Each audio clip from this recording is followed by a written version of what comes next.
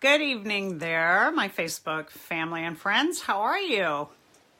It's Gina Tabrizy. How's it going? Going good? I hope so. So I had to have like a little cough drop before I went live. Hi, Kelly. Because I have been using my voice so much and talking so much lately on social media and live presentations out here in California and talking all day long at work. Hi, Janine. And so my voice is a little raspy, so bear with me. I hope I don't lose my voice during the talk. So I drank lots of water. I have my water with me, and I took my little cough drop. And I ran here from work so that I could sit down and have my time with y'all. So let's get the party started. So if it's your first time, this is Ask Gina. And I'm Gina Tabrizy. I'm a licensed marriage and family therapist, and I've got 32 years experience in practice in the art of therapy in many, many different areas. So I primarily work with addiction treatment, trauma or post-traumatic stress. I deal with kids and families and adolescents and all kinds of people. Hi, Moshood, and hello to you. So I have been doing these lives now, I don't know, 6, 7, 8 months. I'm losing track. I started it as a public service. I'm not trying to act like y'all's therapist. I am trying to be a person who is healing, putting out a positive message, helping you find your way when you get lost. If you have issues, if you have concerns and emotions and things that you're struggling with, well, I just want to guide you a little bit and give you some advice that I've learned through my years. Hi, Julie. How are you? It's so good to see you. Some of you are very familiar to me because you're on here every week and you're sending me message. And I didn't answer you about that rotator cuff because I've been busy, crazy girl. But Julie and I have that in common. Sorry, I just put that on blast on Facebook. I have two tears on rotator cuffs on my shoulder. I think it's from all of my workout and from boxing, from kickboxing. I think that maybe I tore it years ago and slowly it's become a bigger issue. But you and I can talk about that later. I'm not doing any surgery for it. I'm doing physical therapy and I'm doing some particular treatment. So maybe I'll hit you up, and if I forget, hit me back up again, okay? Hi, Nikki. How are you? It's so good to see you guys. I'm so glad to be here with you Thursday night at our typical Facebook Live time. Julie says it's okay. Thanks, Julie. I'm a busy girl, but I like to honor my commitments. So when I say I'm going to do something, I like to do. Hi, Lynn. How are you? It's so good to see you. Hi, John. How are you? Hi, Terry. As the whole gang is here. Hi, Nikki. Good. Thank you.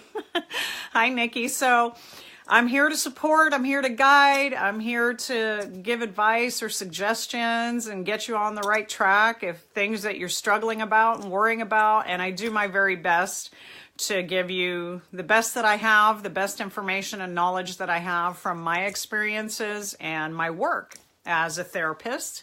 And don't you know, the talk tonight, hey, Suzanne, how are ya? It's so good to see y'all. I've been working like a dog. My head's spinning. I have been working like a dog. I have to admit that to myself. And Nikki has a problem she wants to talk about. That's great, Nikki. The subject tonight I'm going to talk about is worry. And maybe your problem falls into something that you've been worried about or obsessing on something that you're worried about. And I do want to talk about it, but I am happy to hear whatever problem you might have that you want to share. And remember, this is live. So if I read your post, everybody's going to hear it. There is no privacy between us at this point, okay? So go ahead if you feel like it. Margaz. Thank you. You're welcome. I hate that I'm probably butchering y'all's names. So worry, as I said, I've been worried because I've been working like a crazy woman, and I need to get balance back in my life. Balance is really, really important to me. So when we do too much of any one thing, we start to lose sight of our balance in our life. And we need to take care of ourselves. Our minds, our bodies, our spirits are all important. And when we just lean towards one direction, like just work or just play or friends or family, and there's not enough balance, maybe no spirituality in it, then we get really lost. And that is a concern. So Nikki just put up a question, so I'm going to try to answer it. About a month and a half ago, I had to be shocked back to life 5 times. Dear God, Nikki. So that's frightening. And I don't know why that happened to you. What is the condition or what is the reason that you had to be brought back to life? I'm kind of scared I'm going to die soon. Okay, that's huge. So one thing is to worry about dying. Another thing is to know that you have a medical or physical condition that can be treated or is being treated. And another thing is, like, a lot of the people that I work with are addicts and alcoholics who often face death and have OD'd or have had life events like this, like life-threatening events like this because of their addiction. And I don't know that you fall in any of those categories. Hi, Donna. Good. I'm glad that you're here too. So what I want to say to you, Nikki, is that we all are divinely created and have a destiny in life. And some things happen for a reason. Like, I was diagnosed with cancer 1.5 years ago. And at this stage of my life, I'm not ready to go. And I have so much that I want to do and be and share with people. And that took me to my knees to understand. I'm not comparing it to you, but I did undergo 3 different surgeries. My hair's in my mouth, double mastectomy. And the constant knowledge that I now have this disease that can take my life at any time.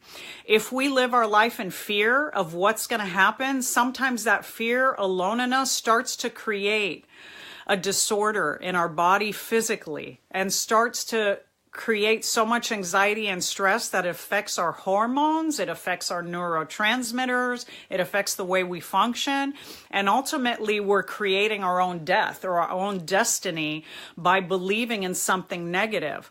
Instead of looking at it as, I was shocked back to life and I'm afraid to die, is to say, I was shocked 5 times back to life because I am so worth and deserving of life and being here that I have been brought back for a purpose. And I don't know what that purpose is and how long I have, so I'm going to live it to my fullest. So that's what I did with the cancer. Was I said, you don't got time anymore. You don't got time to waste doubting yourself or putting yourself down or being in relationships with people that treat you badly. You don't got time no more, Gina. You got to step up your game and you have to show up for the purpose that God, the universe, Buddha, whatever you believe in, has divinely destined for you. And I'm saying to you, Nikki, that you were brought back to life for your unique purpose.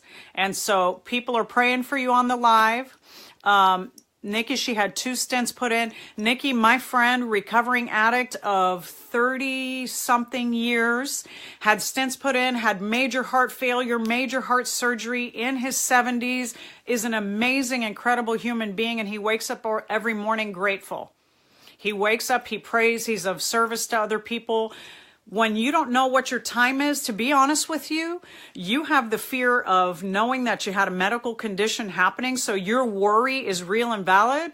The rest of us don't know. Well, me too with my cancer, but the rest of us don't know when we're going to die, so we take it for granted. All of us take life. Hi, Claire, by the way. I'm sorry if I'm not catching up. Thank you, Terry, for praying for Nikki and John. I agree. Stay positive. Thank you for listening. I'll try to catch in with all of you. Wesley, listening intently, grew up sandwiched between 1st and 3rd murder capitals in just a 30-mile radius and then straight to the Marines, hoping you explain how to surrender. Oh, yes. Amen. I will get there. So, Nikki, and thank you, Wesley, for sharing your story and wanting to hear more about a message. And thank you, Jen, for watching. I love it. And you know me, I get on fire right away. Nikki, yeah, this is about surrender. Worrying about what is or isn't going to be will not change the destiny of your life, but staying focused in, I am grateful that I still have a life. And these surgeries were performed on me and these stents are in my heart so that I can continue to live a life of purpose and meaning, that I can love the people around me and embrace the love that is in my life, whoever is the loving spirits and people and family that are in your life right now, to hang on to them and to treasure them. Like, it is rare that I go through a day that I just don't tell somebody thank you for any little thing that they do for me, just for being present in my life. So all y'all send a lot of love to Nikki, and just know, Nikki, I hear you and I understand that fear. I understand the fear of, oh my God, I just got a death sentence. I can't live in that fear, because that fear will take me out. That fear will ultimately activate those plans in my physical body, and it will shorten my life. Okay? So, hi. I have been having anxiety for 13 years. I have no family lately. I have been really sad. I just can't get out of this mood. Nikki, God is not finished with you yet. John, me too. Heart attack in 2007. Wow, there's so many comments coming in. I love you guys, Jessica and everybody, for responding, sharing with Nikki and supporting her, and also going back to Wesley and saying, geez, Wesley, there was divine intervention in your life, that you came out of the murder capital of the U.S. and survived that, and you survived whatever happened in the Marines. And let's talk about surrender a little bit, you guys. So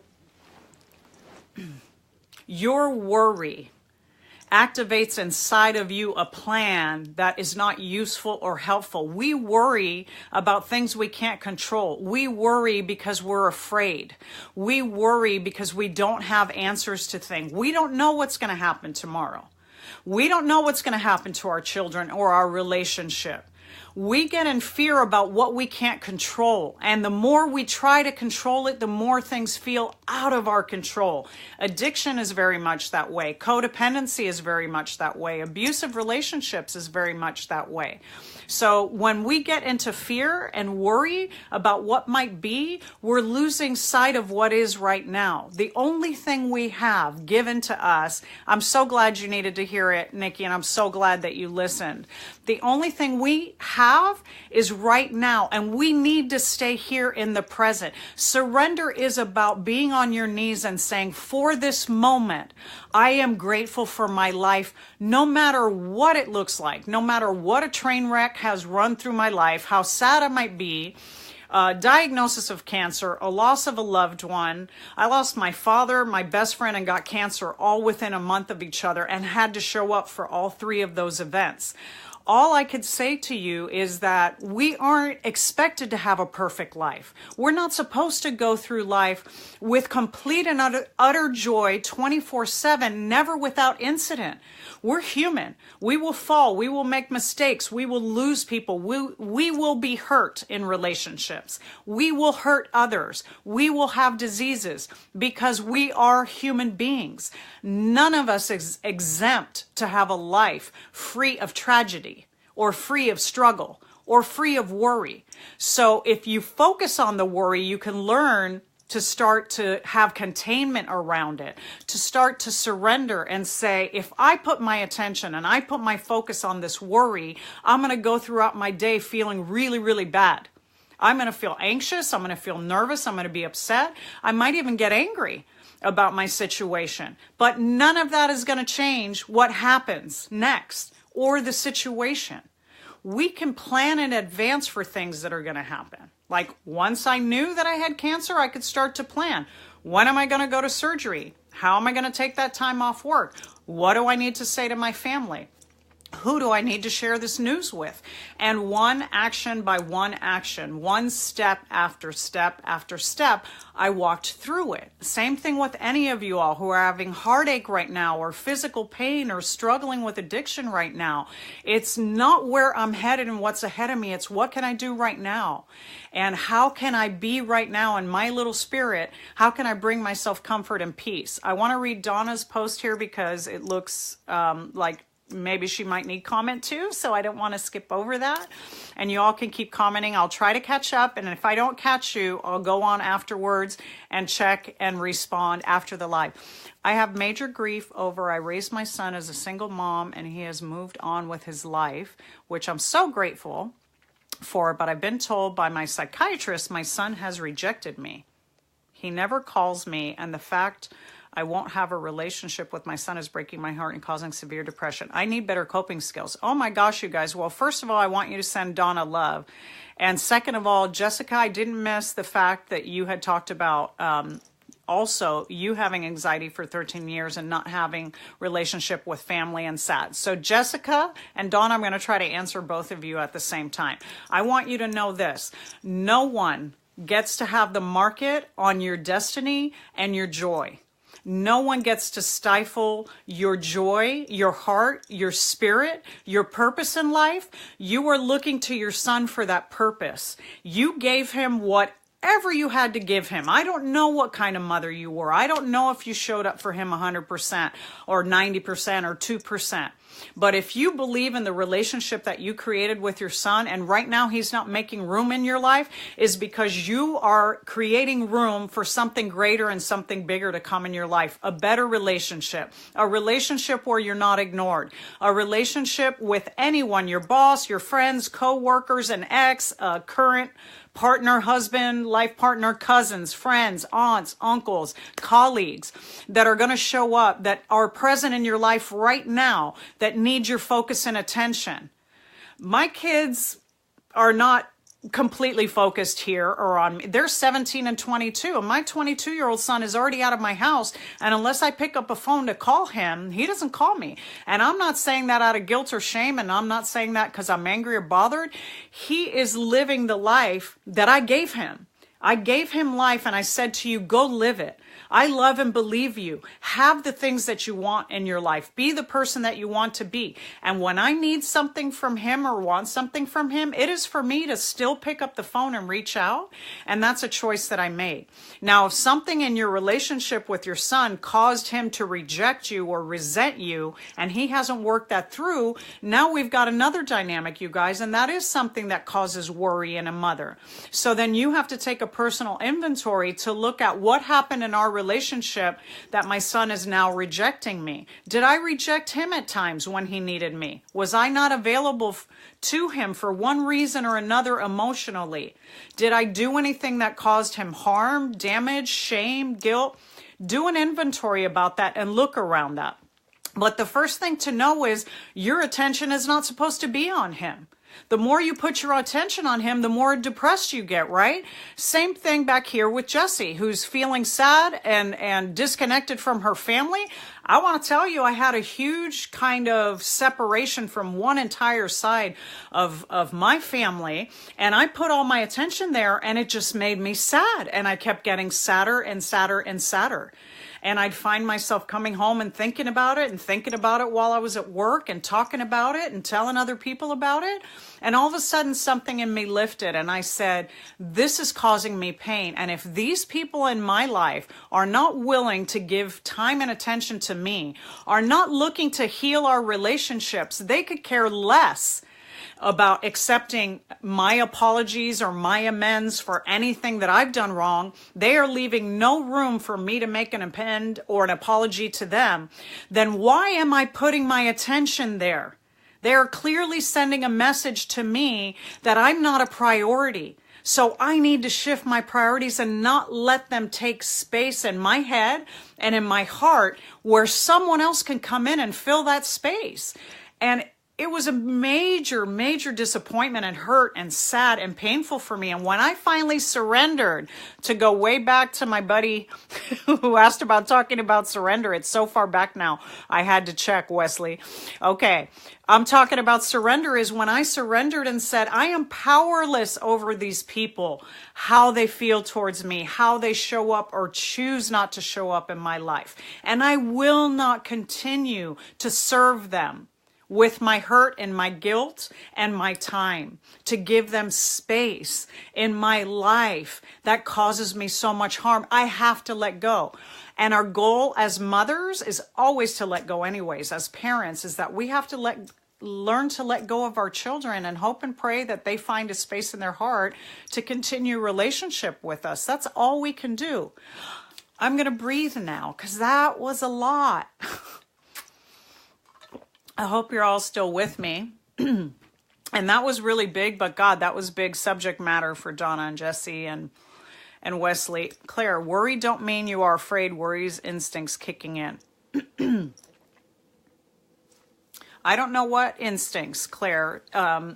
Worry is about anxiety. Anxiety is always about fear. Anxiety is fear. So anxiety is irrational fear. So worry taken to a certain level causes us to have irrational fears. And we start, you know, somebody's fear could escalate to the point where it's a phobia, where I can no longer walk in a room that has green carpet because I had an event that happened in a room with a green carpet. My boss yelled at me. My ex-husband shamed me or beat me. My mother abandoned me in that room. And then it escalates to a point of being phobic. And then when people have phobias, which is an excessive, irrational fear and worry, then they avoid doing things in their life because of it. So I'm going to say to you that worry has everything to do with fear. You can worry about something and then check in with it. Your instinct can be to check in with yourself and say, what am I really worrying about? Do I have control over this situation? No. Am I powerless over it? Yes. Is there anything I can do right now to change it? Is there anything I can do right now to change that my husband is walking out on me? Is there anything I could do right now to deal with the fact that I have an unwanted pregnancy, that I got pregnancy and it was unwanted because I didn't plan it? Is there anything I can do right now about my addiction or my son's or daughter's addiction? Is there anything I could do right now that my boss just demoted me, or I didn't get the raise that I wanted or the promotion that I wanted? Is there anything I could do about it right now?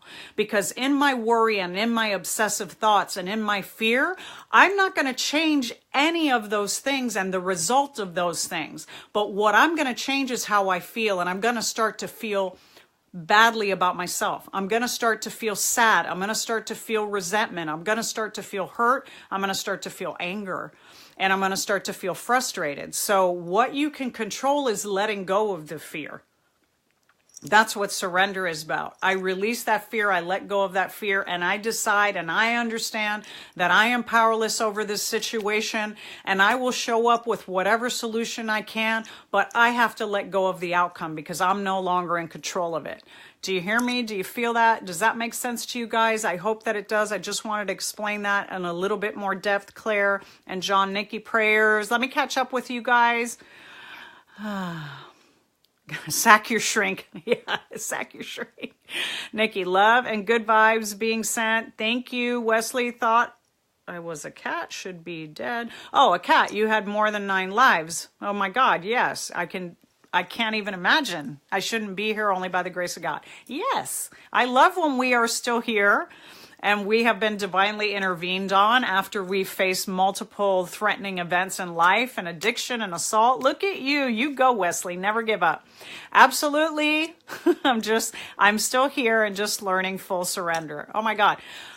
Oh, you guys are amazing. You're sending prayers. You're sending love. You're giving 110%. This is so true. Thank you. Is letting go of our children possible? Nikki, it is. It so is. It was so funny. I'm going to tell you a story, and I love that you guys are right here with me, and your comments are incredible and very supportive of each other, and I want that. This is not a forum for criticism, judgment, shaming, and blaming, because nobody's better than anybody. We are all equal in the human race. We are all human. Suzanne, just breathe. We're still here. Thank you, Suzanne. I'm ADHD, remember? And I'm like, I know I have this limited time with you and I want to give you so much. There's so much inside of me and I just want to give it and share it and be part of the solution, not the problem. And so that's what you're experiencing me. So Nikki, letting go of our children. I'm going to tell you a story. Do you guys, of course you do. You know Toy Story, the cartoon movies, animated films, Toy Story 1, 2, 3. So when my son and I started watching Toy Story, my daughter was born 5 years after my son. There's a big gap. So it was just me and my son. And then by the time Toy Story 3 comes along, and the young little boy who used to play with the toys is now going off to college, my daughter's now old enough to go to the movies with me. I think she's maybe 7 or 8. And we're at the movie theater, and I start losing my stuff, sobbing when I see the boy packing his stuff and going off to college. My son was 13 at the time, or 14. Yeah, maybe 14-ish. Close. Getting into high school. I want to tell you what happened. You know what happened? I lost it. I sobbed like a baby and couldn't stop crying. My 8-year-old daughter turns around, looks at me, and takes my hand and says, "You're thinking about Cesar, aren't you?" Now, that is very special because my daughter is very intuitive as well and very blessed in that. And she usually doesn't watch it, and I talk about her all the time. I go, "You should watch sometime," because I talk about you. So she knew that I was grieving my son who hadn't left my house yet, just picturing leaving my house. So I want you to know, before you let go of your children, grieve letting them go. See them as the young child, young adult, middle-aged adult that they are. See who they are right now and say to yourself, they are a gift that came to me for a moment in my life that I am so lucky to have had. And now they need to move on. And if they do and they don't look back, I did my job. And if they do look back, then I will be forever blessed to have a longer relationship with them and maybe their children and their children's children. I'm not going to be that old. I ain't going to have that much time, but at least grandkids, right? So I want to say to you, practice the art of letting go of your children. Practice saying, I'm powerless over my children. I'm going to give them guidance, boundaries, spiritual support, emotional support, financial support. I'm going to give them everything I have. Just like I'm trying to give you guys everything I have right now, and I'm so powerless how you will receive the gift and what you will do with it, right? That's exactly how it is with children. So let go of the outcome of your children and just celebrate the gift that they are, what you've already had with them, what time you've had with them. Because even in that, the worst thing that could happen, that has happened to many parents that are watching, if they're watching, and you're a parent, you happen to be listening, and I hope the rest of you are just listening to the story of letting go, is a parent could lose a child, and we are never prepared for that. Whether it's at birth, to a disease, to addiction, to a car crash, the universe sometimes creates a story where we have to let go of our children in a mortal, final way that we are not prepared to. So emotionally start letting go now. Jessica, thank you so much. Really needed that. I just needed someone to listen, and you did. I will remember this every day. Okay, Jessica. So worry often creates sadness too. So when we put our attention to negative things, John is speaking to Nikki, I think that's what we're supposed to do. Grow and go. Yes, grow and go. When we put our attention to negative things, then that's all we see and feel, and it drains our spirit.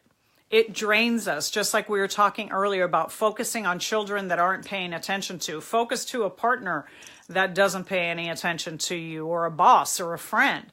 Putting our attention on things that don't serve us makes us feel bad about ourselves and depletes our energy, our resources, emotionally and spiritually. I'm going to read some more comments. I hope you're still hanging in there with me. It's a lot. Gets kind of heavy in here with Gina sometimes.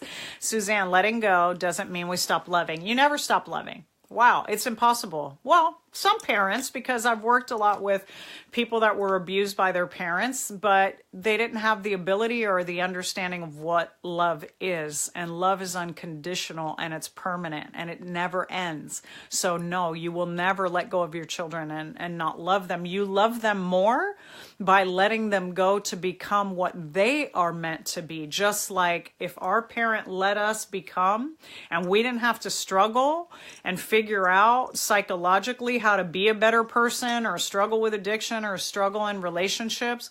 You know, if you come from abuse, oftentimes you repeat the pattern and get into a relationship of abuse. And that was a poor lesson that those parents or our parents taught us.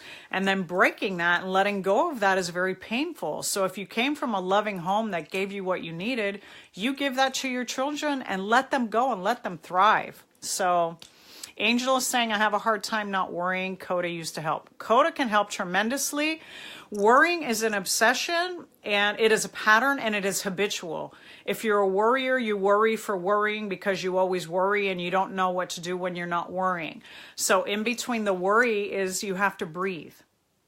And if you've noticed, I haven't breathed much, not because I'm worried, but because I'm going 100 miles an hour.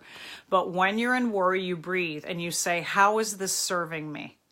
Does this make me feel any better about the situation, worrying about it? Can I change it or control it in any way, shape, or form? I can't. I need to stop and love myself enough to stop drowning myself in worry and in sorrow and in pain. I love myself enough to let go of this worry and trust that the universe, that God, that something divinely in an intervention greater than myself will help me to navigate this, and it will be exactly as it needs to be.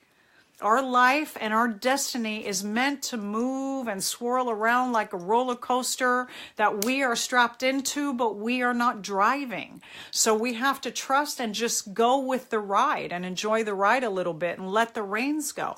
That's a great description of surrender, Wesley. You're on a roller coaster, strap in and say, I know I'm on a destiny and a plan and a path. I will do my best to focus my attention on what I need, what serves me, and I will do my very best to not focus my attention on things that don't serve me. Does that make sense? Are you feeling me? Are you listening to me? Let me catch up with you. John is saying amen and thank you. And Tracy, what to do about a man that walked away? Oh, Lord, have mercy.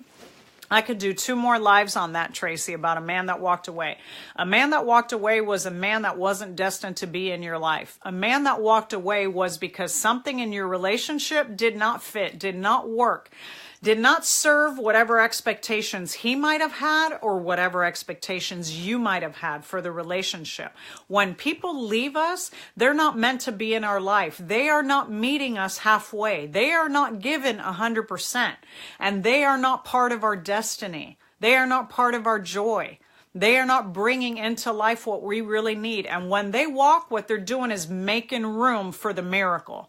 They're making room for love to really enter our life, for people with respect and kindness and commitment to relationship to show up in our life. Not somebody who wants to do it halfway. Somebody who wants to do it 100%. That's what it's about a man who walked away. The last time 2 people walked out of my life and I watched them walk away, I looked at them and I said, that's the last time that I will see the back of your head, because I'm not going to look in that direction anymore. I'm not going to look to meet you halfway. I'm not going to look to find you in my destiny, because watching you walk out in pain and fear and resentment, I know that you are destined to leave my life now, and I'm going to accept looking at the back of your head. And I told myself that's the last time I want to see that. I don't want to look in that direction ever again. I hope that helps you, Tracy. I know it's hard. I say things on here because it's coaching and it's quick. I understand emotionally on a deeper level. It's really, really hard. But I want to give you the spirit of action and getting past things that are really, really hard instead of drowning in the emotions of the things that are difficult. I know I'm supposed to let go of John. She's 13 and I know I have to let go. It's just really hard for me. Oh, Nikki, honey, it is hard for all of us to let go. It is hard for every human being to let go. One of the first times I learned to let go and surrender. Thank you for all your comments, John and John. And Angel, personal surrender is so hard. Amen. Nikki, I get it. She wants to grow up so fast. 13 was one of the rough years for me with my kids. 13 was horrible for me as a person too. So at 13, yeah, she's still your baby, and yeah, you have her in your heart, but that's when you start letting your hands off. And that's when you start letting them, they're becoming their own little person uniquely. That's why junior high is such a weird, stupid time in life for all of us. Go back and review your junior high years, your middle school years, to see how well you did there emotionally and relationships with people, because it is all about finding yourself. But letting go is an act of love. It's not an act of abandonment. And it's not an act that's done out of fear or resentment. Letting go means I trust the love that I have given you is utterly and completely inside of you, 100% immersed in every cell that you have. And I trust that you are going to find your way on this path of life. I will be here as your bumper cars. I tell people I'm like the I'm like the rails on the bumper cars. As a therapist, as a friend, as a mother, as a wife, as a guide guiding you guys right now, you're driving the car, and I'm just there to remind you when you're touching up against an edge that's not safe for you or painful for you. And that's what it's like with your children or your spouses or your doggies even. It's even that way with dogs. So I hope that's helping you to kind of grasp the idea of letting go. It's in program and Al-Anon and in Coda, they say let go with love or detach with love. It's not about I'm done with you and you're out and you should be good, or you're 18 years old, get the heck out of my house. It's about slowly detaching and allowing the person to take responsibility for their own life. Kids are just one more worry that we have. It is a valid worry and concern. But the more faith and trust you have in the process and the way that you have participated as a person in their lives, the easier it is to let go of them. So keep sending the love, you guys. I was going to tell you a story about, really quick, how I learned to let go. Fire. So I moved into a house. It was the first house that my husband and I had bought. We didn't have a lick of furniture because we didn't have a dime to our name. We just had enough money to buy that house and sit in on the floors and just be so grateful that we could afford to have room and board over our head by the skin of our teeth. And as we were sitting in that house, we weren't even in that house a month, 2 months, and the huge California fires down in Laguna Beach. This is what, 1993, between 93 and 94 in Southern California. The entire community right behind where I live in Laguna Hills was Laguna Beach was on fire. The whole hillside, from drought, you know, California always has drought, was on fire. I'm sitting in my house on the floor. I look outside my window and 5 miles back is a fire blazing on a hill that looks like it's headed right for me. I had such a death grip on everything in my life that I wanted to control my happiness, my relationships, my work, this house, my parents, everything. Something inside me woke up when I looked at that fire and I said, oh my God, I'm powerless. If that fire comes right now, nothing matters. This house means nothing. Only my life holds value, and the life of my husband at the time and my unborn children at the time. And I walked out of that house. The house was saved and the house was spared, and that was a miracle. But I walked out of that house believing that if it burned down, it did not matter. That what mattered was I was still alive and breathing. And now, right, 20 years later, I'm sitting here talking to you all. And that's a miracle and a blessing. So take the lessons in life. When cancer shows up, when heart trouble shows up or medical issues shows up, we're way off the subject now, but somehow I'll interweave this into your worry. I hope it's giving you a purpose and mission to steer your mind away from worry and steer your mind and focus on gratitude. When pain and suffering show up, they're a reminder. Get on your knees. You are blessed that you are still alive, that these tragedies have come to you, and yet your beautiful, miraculous body and spirit is still living because your purpose has not been lived out. There's still time. So thank you all. Hello, Atik and John. Help each other out. Thanks for the pep rally, y'all. I'm all about the pep rally. You know that, John. She wants to grow up fast. Keep sending love and hearts. I'm going to close here very shortly. John, yeah, that's tough. I see so much of me and my kids. Amen to that. Hard to let go of parents as well. Yes. Roles have been reversed. Yes. Final stages of life. Letting go of your parents is insane. It's so difficult. Just lost my dad a year and a half ago. My mom's in her 80s, mid 80s, 83, and facing that reality that that's going to come soon. Improving and healing ourselves is the best gift we can give our children. Amen, Suzanne. That was so good. And Lynn, how can we check ourselves so that we know when worry has gone too far in our lives? So I'm going to finalize, kind of touch on what Lynn is saying and kind of come to a close with it, since, oh my gosh, I'm going a mile a minute and I haven't kept up with you all, and I'm going to answer you once I get off. But, you know, when worry has gone too far in our lives is when you have that feeling of panic inside, where your heart starts racing or your stomach is fluttering all the time when you walk into situations, when you're around people that you've had a relationship that you're struggling with, or around your boss who you haven't confronted, or your kid who's taken advantage of you, and you get that heart flutter and that sick feeling, that's worry. That's when worry's gone too far. Worry's gone too far when it's taken up more than 10 minutes of your time. It really has. Worry's gone too far when days and days and you can't sleep at night because you're worried. You're worried about your kids. You're worried about your job. You're worried about finances and how you're going to pay your next whatever, rent. Like I told you in my fire story, on the ground, no, not a nickel to my name and no furniture. And I didn't know how we were going to keep that house or what we were going to do. But worry wasn't going to change my destiny. Action was going to change my destiny. Being in a spirit of belief and gratitude was going to change my destiny, and it has changed my destiny. I believe that as long as we stay in a loving spirit, we love ourselves first and then other people, and that love grows, then there's no room for worry in our life, and don't leave room for it, and don't let it take up space in you, because it's so painful to live a life of worry instead of living a life of freedom.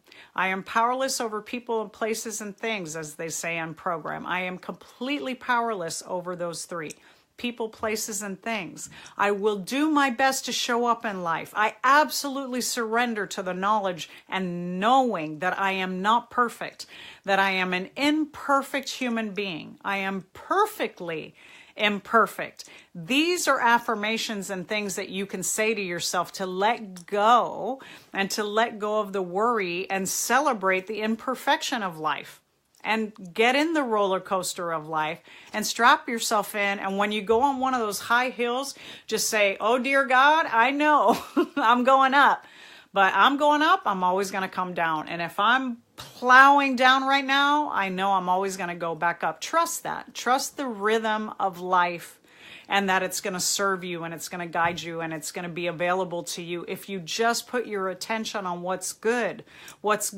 that's happening in your life, what's meaningful, what's joyous, what do you care about, what gets you on fire, what gets you excited. Geez, I'm losing my voice. I've been talking so much. Thursday night with you guys gets me on fire. It fills me with joy. I was struggling all day today. I'm exhausted. I feel off balance. All I've been doing is focus on work. This gets me on fire. It brings me joy, so I do it. I don't care who likes it or doesn't like it. I love that you celebrate it with me. Lots of people don't. That's okay. It fills me up. Do what fills you up. Replace your worry with what fills you up. As soon as you start to worry, go, what can I do right now to fill up my spirit and my heart? What makes me happy? I'm going to cuddle with my doggy. I'm going to draw a picture with my little baby. I'm going to go to the movies with my 13-year-old. I'm going to cook a meal that is my favorite, or go to my favorite restaurant. I'm going to call my auntie. I'm going to go to my best friend's house. Do what fills up your spirit, you guys. Now, I told you I'm probably going to lose my voice, and I'm right there now. So I love y'all. This is an incredible time that we have together. I am so grateful for your support. Don't worry, like the song says, about a thing. Every little thing's gonna be all right. Sing that in your head. I sing affirmations. I listen to Joel Osteen. I listen to positive anything that fills my head with love and joy and support. I denounce and reject the worry, okay? So thank you guys for listening. I hope you enjoyed our time. It's Ask Gina. I'm Gina. I love you guys. I thank you for all of your kind. Oh my God, I have a lot of comments to catch up on. Thank you, Donna and Lisa and Dennis and Nikki and Kim and Nikki and Wesley and John and John and John and Donna and Donna and Donna. I see you all, Julie. Thank you, Julie, for always being a support and being here and hearing me, and Lori and Dennis and John. You're right on it, brother. Thank you. And Dennis and Donna and Nikki and John and Lisa and Suzanne and John. All of you. And Julie, amen. Thanks for being with me. Next Thursday, I do jump on lives Tuesday in the mornings, but it's only like a 10-minute to 15-minute live. It's a mini preview of the Thursday night live. So for people who can't show up with me on Thursday nights, okay? Thank you so much, Donna. I'm sending you all really my love, my heart, my hope, and my belief in all of you living out your divine purposes and being people of life, living a life of purpose and joy and happiness. I believe that for all of you. Have a blessed night, and I'll see you soon. Tuesday or Thursday now. Tuesday at 10:30 a.m. Pacific Standard Time, California, and Thursday at 6 p.m. Pacific Standard Time.